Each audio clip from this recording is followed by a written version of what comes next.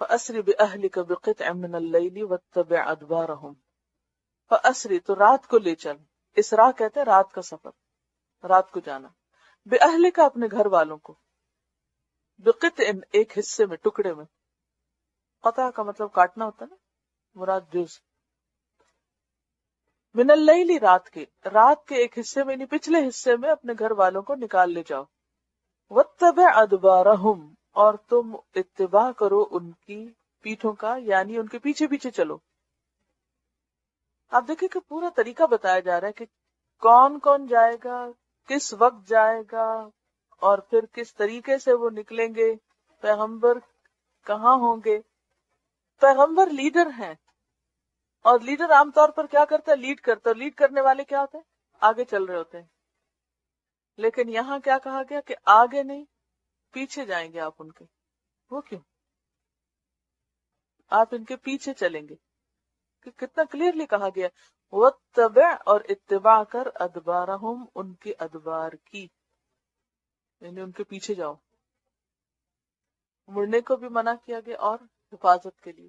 بالکل ایسے ہی جیسے بکریاں چرانے والا رائی جو ہوتا ہے وہ کیا کرتا ہے، بکریوں کو آگے رکھتا ہے اور خود پیچھے چلتا ہے. کیوں؟ نگرانی کے لیے کہ سارے صحیح سلامت جا رہے ہیں، حفاظت کے لیے. نبی صلی اللہ علیہ وسلم بھی غزوات کے موقع پر لشکر کے پیچھے چلتے تھے. آنکھیں آگے ہوتی ہیں، سب نظر آتا ہے، اگر لیڈر آگے ہو جائے تو پیچھے والے تو کچھ پتہ نہیں چلے گا کیا کر رہے ہیں. وَاتَّبِعْ أَدْبَارَهُمْ اور پیچھے آپ کیوں چلتے تھے؟ تاکہ اگر کوئی بچھڑ جائے تو ساتھ میں لائیں، یا اور اگر کوئی گڑبڑ کر رہا ہے تو اس کو درست کریں. اس سے بھی آپ دیکھیں سیکھنے کی بات ہے نا. جیسے بچے ہوتے ہیں چھوٹے، اسکول میں آپ ان کو کلاس سے باہر لے کے جاتے ہیں، کہیں بھی آپ ان کے ساتھ چل رہے ہوتے ہیں، تو ٹیچر کو کہاں ہونا چاہیے؟ پیچھے. ایک تو یہ کہ جب سب نکل جائیں تو اس وقت نکلے تاکہ پیچھے کوئی رہ نہ جائے، اور دوسرے یہ کہ وہ آگے آگے جا رہے ہیں، اگر کوئی ادھر ادھر بھاگے یا گم ہونے لگے یا گڑبڑ کرنے لگے تو اس کو فکس کر سکے. وَاتَّبِعْ أَدْبَارَهُمْ وَلَا يَلْتَفِتْ مِنْكُمْ أَحَدٌ اور نہ پیچھے مڑ کر دیکھے تم میں سے کوئی ایک، نہ پیغمبر اور نہ ان کے ساتھ. یعنی جب قوم پہ عذاب آئے اور ان کی چیخ پکار بلند ہو تو کوئی پیچھے مڑ کے نہ دیکھے، یعنی التفات سے منع کیا گیا. یہ اگرچہ ایک خاص موقع کے لیے کہا جا رہا ہے، لیکن عام زندگی میں بھی یہی قاعدہ ہے کہ جب آپ چل رہے ہوں، واک کر رہے ہوں، تو کدھر دیکھنا چاہیے؟ سامنے. کیوں؟ پیچھے مڑ مڑ کے نہیں دیکھنا چاہیے. منزل سامنے ہوتی ہے، راستہ سامنے ہے. جو شخص چلتے ہوئے پیچھے مڑ کے دیکھے تو اس کا یہ عمل کیا قرار پاتا ہے، اس کے بارے میں کیا سمجھا جاتا ہے؟ Double minded. اس کی پرسنالٹی کو واضح کرتا ہے کہ اس کے اندر ڈیسیژن پاور نہیں، اس کو سمجھ نہیں آ رہی کہ آگے جانا ہے کہ پیچھے جانا ہے، یا یہ کسی کنفیوژن کا شکار ہے.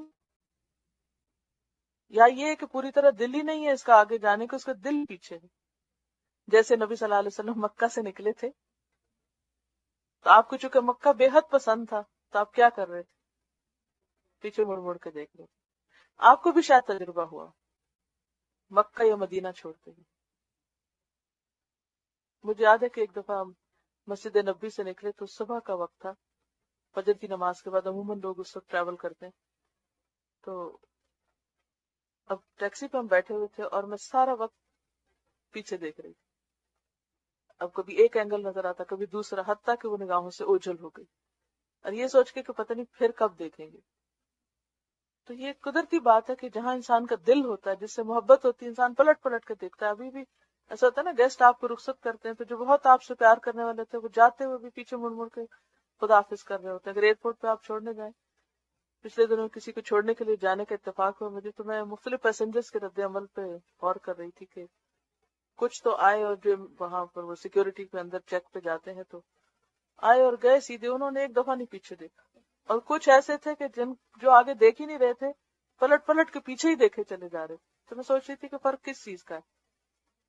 ایک جا رہا ہے، بس جا رہا ہے، اس کو کوئی نہیں پیچھے دیکھنا، اور ایک وہ ہے جس کا جاتے ہوئے دل پیچھے رہ رہا ہے. فرق ہے. اب پیغمبر کو کہا جا رہا ہے کہ آپ اس بستی کو چھوڑیں، تو کیسے چھوڑیں؟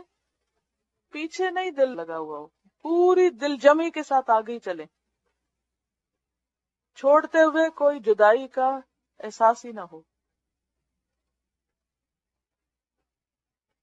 کیونکہ مجرم قوم ہے، قوم مجرمین، مجرم لوگ ہیں، اب ان پہ اللہ کا عذاب آ گیا ہے۔